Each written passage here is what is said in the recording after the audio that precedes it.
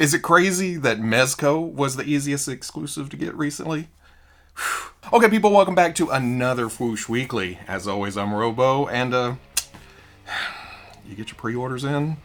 This week's really testing people's patience, especially when it comes to exclusives and how a website handles those exclusives. I think one morning this week and one afternoon, we were just clicking and nothing ever happened. So, I'll be skipping on some turtle stuff, I guess. But even though the Hasbro Walmart crap this morning was kind of nerve-wracking, I eventually got through. So it was at least a little better, right?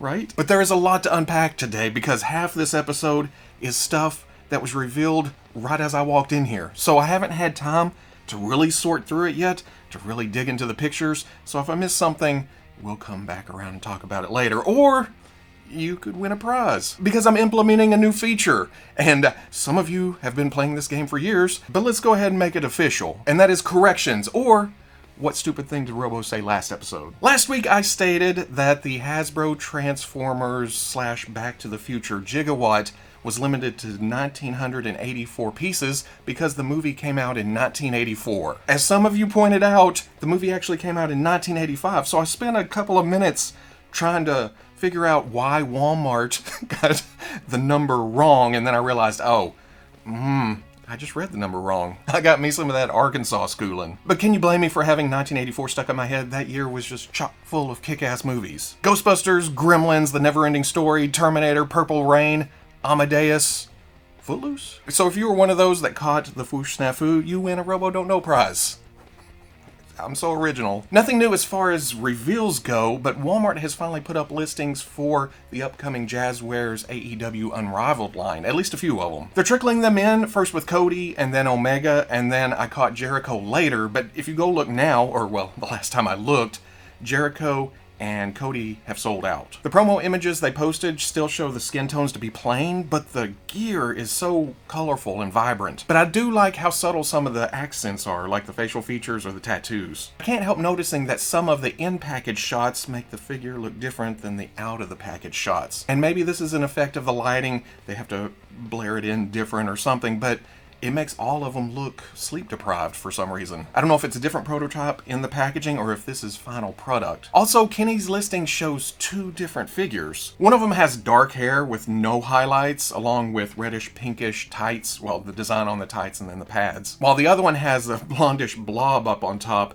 and green gear. After some research, the green one is actually the figure included with Ringside Collectibles' ring playset. And totally random thought, but looking at Le Champion's boots, ooh, those may be useful. Best of all, Walmart lists them for $20 a piece, and while they were advertised as coming out in August, they list them for October. Also from Jazwares, this week we get our first look, or at least the public's first look, at the next wave of Fortnite Legendary Series. These were shown at Toy Fair, but we weren't allowed to take pictures because for some reason, Jazwares is very secretive about what is coming in the Fortnite line. I asked about that at Toy Fair, and that's how the people, I can't even remember the name of the studio right now that owns Fortnite, but Jazwares told me that it was their instructions not to show any promotional images or anything. So we essentially have to wait until Amazon lists them before we even find out what's coming. But I pre-ordered Fishstick, Drift, Eternal Voyager, and X-Lord Scavenger over the weekend, and I should have, well, at least one of them today. One got delayed till tomorrow, or I gotta go pick it up at the post office. One is Monday, and then one is at the end of next week. So who knows what the hell's going on with this wave. When I first saw Drift, I thought, no way the arms move like the rest of the figures in this line. But then, digging deeper, seeing more pictures, the jacket is removable, and then the hood is actually attached to the head, so it moves freely. Eternal Voyager rocks the head on fire look, but he can hide it under the blue helmet of Hulkbuster. Can you tell I've never played Fortnite and know nothing about any of this? I just know what I see, and that's what I see. I wish the Ghost Rider-esque head looked more like the package though, or which I guess would be the character model from the game. More of a skull floating higher above and a little more flame. X-Lord Scavenger will definitely appeal to the post-apocalyptic Mad Max crowd, and I dig his dual-wielding chainsaw things. For some reason I want to put him in heavy boots, which, I just realized, go back to Chris Jericho, that may be a use for his boots. Put him on here and pit him against my Joes. And then finally Fishstick, who I was able to order first, but never has, at least at the time of this recording, they've never put pictures up in the listing. It was just a blind buy, but it was fish stick. Beef Boss is going to have a buddy, I think. $20 a piece, shipping right now or soonish. Yeah, Amazon. Lim Toys, LiMiNi, Aehab has another update. They posted more pictures and they said production's done, should be shipping out any moment. And looking at it, it feels like, well, first, it feels like we've been waiting a long time for this, but at the same time, it looks to be worth the wait. Ain't nothing wrong with that. Well, except for the waiting part, and us being collectors, and needing everything right now. It's been a while since we've had a good old Robo Don't Know, huh? Okay, now wait. An episode of the Weekly doesn't go by without me being uninformed about one point or another, but it's been a little bit since we just wallered in my ignorance. And that's where I am with this render for the Good Smile Company Figma, Ghost of Tsushima Jin Sakai. I've seen the commercial on TV, and it gives me very heavy Tenchu Stealth Assassins vibes. So in that aspect, I'm already interested because I love Tenchu. But if I buy the game, I get into the game, I love the game, it'll make me want the figure. That's more money just thrown into the hobby, which has become just a pit. And I don't know if I can handle it. I'm supposed to... There's so much plastic. It's just a big messy avalanche of money and time. Looks like Loose Collector has been hard at work rendering some upcoming figures for the Coffin Comics Lady Death line. We saw some bits and bobs of Hellwitch a few weeks ago, but here she is in all her demonic glory. Demonic glory. The overall sculpt looks fantastic with the pointies and the spikes and everything, but I think my favorite aspect may be the translucent green fire sword. The biceps being a straight cut catches my eye, but I trust that they work just like the lower thigh swivels, where the diameter is a perfect circle. Well, okay, close to a perfect circle, so when it rotates, it doesn't break the sculpt. And the addition of the big demon wings on ball joints that just plug into the back, oh, that's icing on the cake right there. But that's not all. We also get a look at La Muerta, who may be my favorite so far. Sure, she's fairly plain in the sculpt department, just having a bodysuit and some boots, but I think that may be most of the appeal for me, because I may need a couple because of the plain body. But on top of that, there's always something special about a skeleton motif. She looks like a luchadora that kicks all the men's asses. No release date yet, no info, but my wallet is ready and waiting. Since San Diego Comic-Con, everybody knows it was canceled, so next week, Super 7 will be hosting a spectacular stay-at-home-a-con special, and they'll be doing reveals throughout the week. Monday's going to be the day to watch because it will be Teenage Mutant Ninja Turtle themed, and they've already posted teases for both their reaction line and their, ooh, this has been a bit too, Ultimate! I'm not familiar enough with the reaction line to make a guess at what decos these turtles could be in, but the mutagen canister looks interesting. And then for the Ultimates Baxter Stockman, it seems the silhouette matches pretty well to the original promotional shots for Wave 1 Baxter, so it may be just paint differences or subtle little changes. Again, both of those should be revealed Monday, and now that I think about it, Brian Flynn has posted that the Teenage Mutant Ninja Turtles Ultimates Wave 1 should be any day now to ship out to customers. So the timing is odd on that since Baxter is in that wave too. Okay, I had actually finished this and I walked in, saw some more news. The Major Wrestling Figure Podcast just announced that Super 7 will be making figures of Matt Cardona and Brian Myers. They showed renders of both wrestlers and they're wearing what they're calling their new ring gear. So I'm guessing wherever they're heading, they're going together. Plenty of alternate heads, alternate hands, just accessories, the microphone, and they even come with action figures of themselves. And then at the end of the video, Doc Gallows announced that Super 7 was also doing a figure of him and Carl Anderson. Now, I don't know how that works contract-wise. These guys are free agents at the moment. Their no-compete clause ended on Wednesday, so we will probably be seeing a lot more of this kind of stuff. The Good Brothers are rumored to be going to Impact this weekend, or showing up at Slammiversary, but it's also rumored that their contracts are very open, where they can wrestle at other places, because Anderson teased going back to Japan. But then for Cardona, I always assumed he was going to AEW because he's good friends with Cody. If that does happen, and he's getting figures through Super 7, what happens to the AEW Unrivaled line from Jazwares? Will they be allowed? It may be an open contract there or something. Yeah.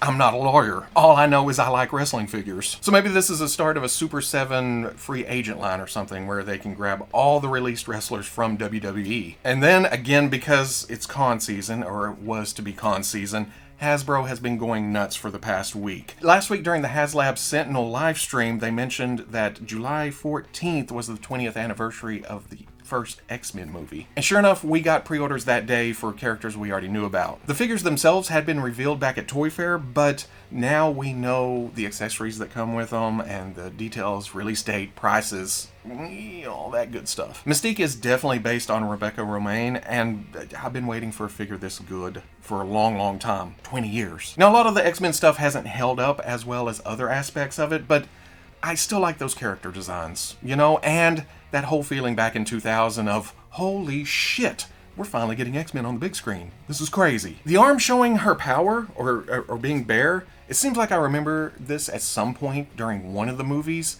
but it's slightly off-putting, but at the same time, hey, okay, I'll take it. I would have liked to seen a head that was changing, or half changing into somebody else. Something. Also, the rumors that Jennifer Lawrence doesn't like giving her rights for Mystique or something, I guess they continue on, because I don't know why this didn't come with an alternate head. For Wolverine, the likeness doesn't look as good as what we saw back at Toy Fair or that original promotional image, but it's still good. Well, okay, the stoic head looks pretty good. The screaming head, But the jeans, the jacket, the boots is my favorite look from the movies and the comics. He's just a cowboy hat short of being my favorite rendition of the character ever. Also, the weathering here looks more factory, a little more messy than the original promotional shots, so I don't know if this is a production piece or another prototype. It still looks okay, but the yellow on the jacket looks like he got in a fight with a dude eating a hot dog with too much mustard. Like he ran up on a Hydra agent that was just leaving the food stand, and the Hydra agent was like, "Oh!"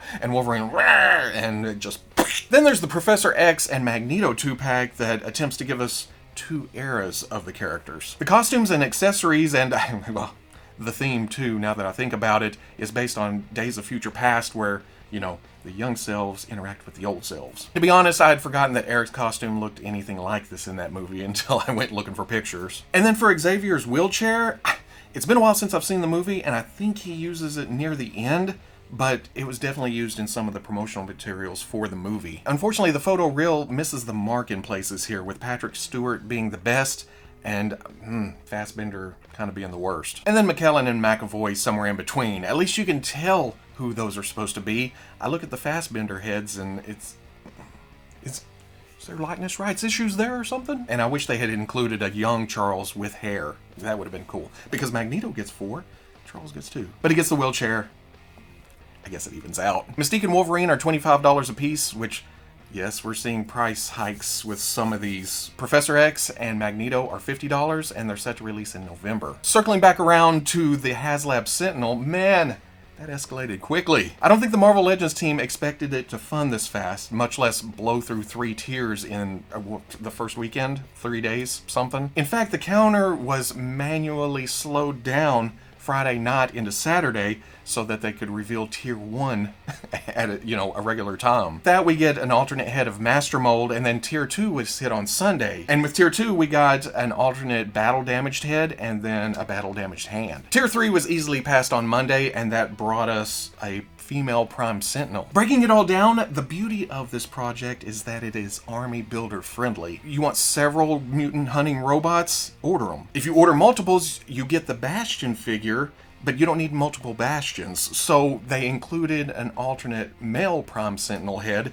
so you can army build those too, along with your big Sentinels. With the addition of the Master Mold head, though, it pulled in those collectors that adhere to the stats more than other collectors. They didn't want Sentinels that were that tall. Master Mold's supposed to be that big, or well, bigger, so they can use that with some of the older versions of the Sentinel. With the addition of the battle-damaged head and hand, it kind of pushed, well, at least for me, I kind of want a second one to show that battle damage, but if you only want one Sentinel, you can take that head and hand and just put it on the shelf as a down Sentinel or a diorama piece. And then with the female Prime Sentinel, just another army building aspect. Or if you just want the Sentinel, sell the extra pieces on eBay. Make some of your money back. It's so well thought out here. And I've said Sentinel way too much in the past 5 minutes. But like I said, I feel like the team was caught off guard a bit, so now that they're past all those tiers, they've hinted that there may be more tiers or something extra, because they have over 5 weeks to go until this ends. That's plenty of time to throw something else up there. On Thursday, IO9 revealed a new, is it a wave? Of Star Wars Black Series figures that would go up on Walmart's Collector Con event on Friday, and surprisingly, they were Clone Wars flavored. The last season, to be specific. The Clone Trooper uses the new Clone Trooper body, and I'm still waiting and seeing. I need it in my hands. I need to see what's going on there. I'm gonna have to get used to those knee pads being separate pieces, because even in these pictures, they're off to the side or over the top. The helmet looks rough, and I think it's because they tried to do that worn look, but there's no hard edges to the paint job. This, it looks like I painted it, and also I wish they had thrown in a 501st helmet too. That would have made me buy another one.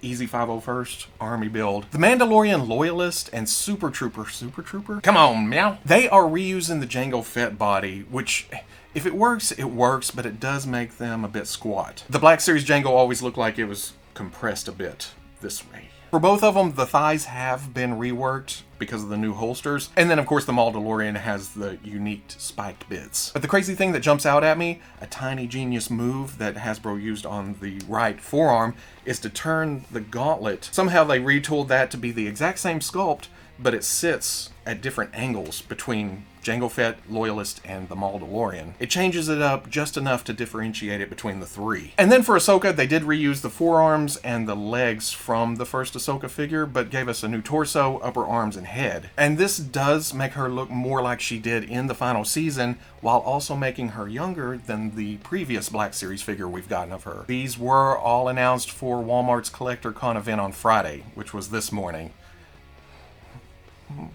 For Walmart's event, they announced it for 10 a.m. on Friday, but then put a countdown clock below it that didn't count down to 10 a.m.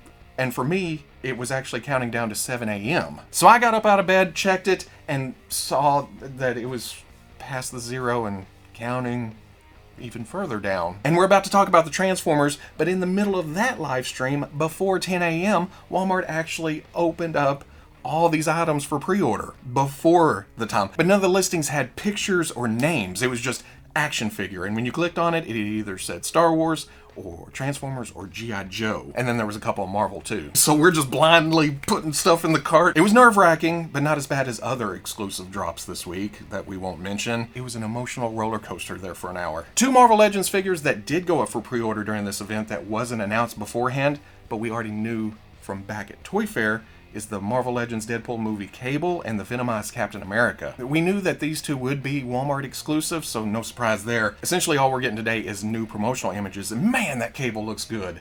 Whew! All the details are there. It even has the teddy bear on the hip, the big honking gun. When we knew Deadpool movie figures were coming, I didn't think Cable would be the first I'd secured. Of course, it's Walmart. I wouldn't say secured, but I have a pre-order in that may or may not be canceled before it actually releases. And then for the Venomized Captain America, it's a cool design. I guess it's coming to the cartoon at some point or somewhere else. I'm not familiar with it, but at the same time I look at it and those legs, like Chris Jericho, they may be useful in other places, but at the same time, I'm liking the look of this, maybe because I don't know anything about it. For Transformers, there was a lot of stuff that we already kinda had. Transformers. But it's been retooled or updated for the Earthrise line. And I'm gonna have to read them because, like I said, this came up right before I came in here to record, so I haven't had time to unpack it. Oh, one that they did reveal earlier in the week is the Transformers mashup with Top Gun Maverick. After the fiasco Gigawatt was on Walmart.com, Hasbro just said, hey, we'll just put the next one on Hasbro Pulse and sell them for a while. We'll handle this internally, which should be all exclusives, but what you gonna do? I don't find this as tempting as the Back to the Future offering, but I'll be damned if that volleyball doesn't pull me in. That's brilliant. And then there's the head looking like Maverick's flight helmet from the movie, but man, does that clash with the rest of the body that's just drab and dirty. The alt mode looks decent though. Available right now on Hasbro Pulse. And then back to the actual live stream reveals, there is a Generation Selects Deluxe Exhaust, Deluxe Grease Pit, Deluxe Hubcap, and then we're getting an Amazon exclusive 2-packs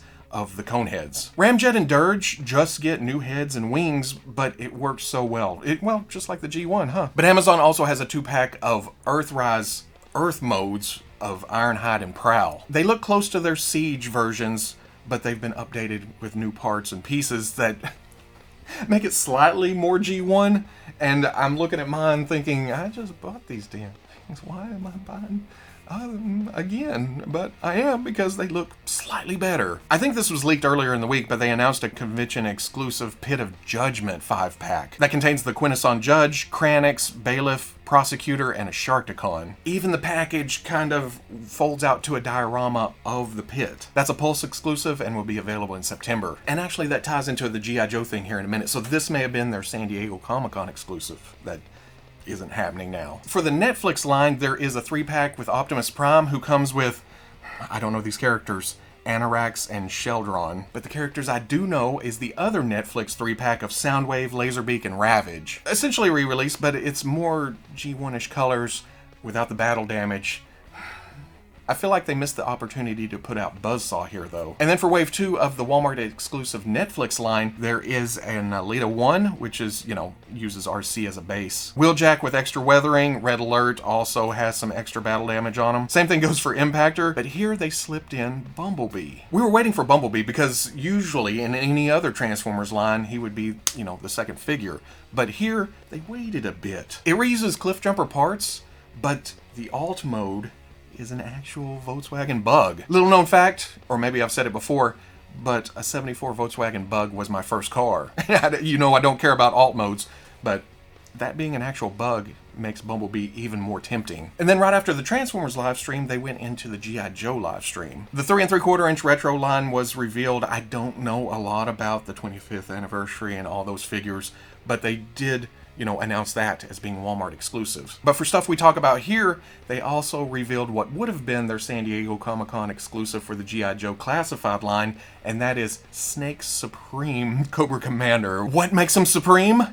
Sour cream. Now, it's black and red, but the ornate gold design on the chest and the boots, it really, in my brain, makes Cobra Commander even more over the top. With the other 2 versions we're getting in this line, I already thought, oh, that's his regal look, and then, his uniform that he wears is at the base, just commanding troops. Somebody online compared this to a poker player that wants more attention at the table. He's got the, designs on his boots and the shirt that draws your attention away from his face. So this shall now be the Gambler Cobra Commander. For some reason, I want to see this in Spurs. They did change up the belt where it doesn't have the bandolier coming over, and they added a holster for the gun, which I don't know, is that exclusive to this version? But then they also added a cape that is snake-like with the scales and the shape. Cobra Commander wants all eyes on him when he walks into a room. I am stylish! This will be up on Pulse sometime in September. And that's it for... Okay, that's probably not it for this week. I know I missed something or skipped over it, but we'll circle back around because, next week should be light on the news. If you want to see any of these pictures closer, where I'm not river dancing in front of them, I will be posting those on the Foosh front page Saturday at noon. I made a point last week of saying that my Walgreens Iron Man 2020 was canceled because they couldn't pull the funds from PayPal. And somebody had hit me up to say that Walgreens told them that PayPal isn't viable after 30 days. And that reminded me, at the first of every month, if I have something pre-ordered at GameStop through PayPal, they hit me up with a try to pull, but then don't actually pull the money. And I've always been like, well, if you're not going to send it to me, why are you trying to take money out? And I'm guessing that's why, because they're trying to beat that 30-day kickoff. So I guess I shouldn't be as mad at GameStop, but Walgreens, come on. I did find an Iron Man 2020. Thank you to everybody that offered to pick me one up. That's cool. But if you enjoyed this weekly that I've been recording for way too long, comment, like, subscribe. Much love to the Plus. If you're interested in seeing videos early or just in a position to help out the channel, patreon.com. But wherever you may be watching this, I'll always catch you on the Foosh. Oh, and lastly, those of you who sent well wishes or expressed concern last week, I'm doing a lot better this week. I powered through and I ordered a new cup. And this one actually works. For how long, who knows, but at the moment, I am hydrated.